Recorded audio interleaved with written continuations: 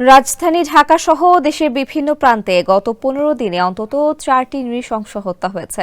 হত্যার পর লাশ কখনো খণ্ড খণ্ড করে ঘটনাস্থল থেকে দূরে ফেলা হয়েছে, কোনো ক্ষেত্রে রাখা হয়েছে ডিপ ফ্রিজে, আবার কোনো হত্যাকারী পুঁতে রেখেছে মাটির নিচে। ঢাকা, সাভার, বগুড়া ও সিলেটের পৃথক ৪টি ঘটনা দেখা গেছে মৃত্যু নিশ্চিত করার পর খণ্ড খণ্ড করা হয়েছে বা পুঁতে রাখা হয়েছে। তদন্ত সংশ্লিষ্ট কর্মকর্তা ও অপরাধ বিশেষজ্ঞরা বলছেন, জড়িতরা নিজেদের পরিচয় আড়াল করতে মরদেহ খণ্ড বিখণ্ড করছে এবং বিভিন্ন জায়গায় ফেলছে, যাতে সহজে মরদেহ খুঁজে না পাওয়া যায়, আর সেই সূত্র ধরে যেন জড়িতদের শনাক্ত করা না যায়। রাফসানজানির প্রতিবেদনে বিস্তারিত জানাচ্ছেন তারেক আহমেদ।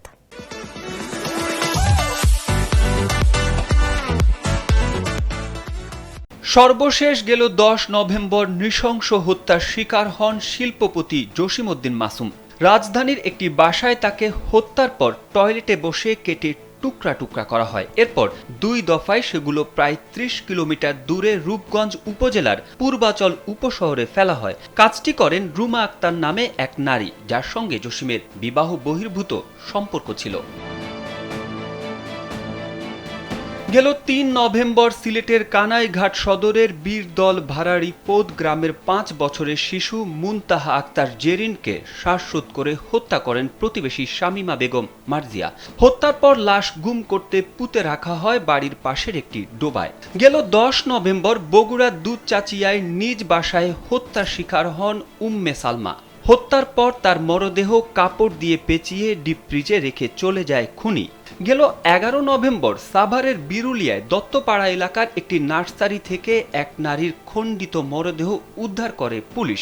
অদূরে ফেলে রাখা হয়েছিল মাথা ও ২ হাত। নিহতের নাম শান্তা বেগম। তবে হত্যার পর নিজেকে বাঁচানোর জন্য খুনিরা যত চেষ্টাই করুক না কেন, শেষ পর্যন্ত তারা পার পাচ্ছে না কেউ। আইনশৃঙ্খলা রক্ষাকারী বাহিনীগুলোর নিবিড় তদন্তে বেরিয়ে আসছে জড়িতদের নাম, গ্রেপ্তার হচ্ছে হত্যাকারীরা।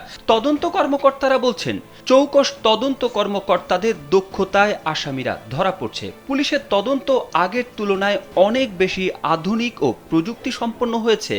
ম্যানুয়াল পদ্ধতিতেও পুলিশ দক্ষতার সঙ্গে কাজ করতে সক্ষম, ফলে অপরাধীরা যত কৌশলী অবলম্বন করুক তারা ছাড় পাবে না।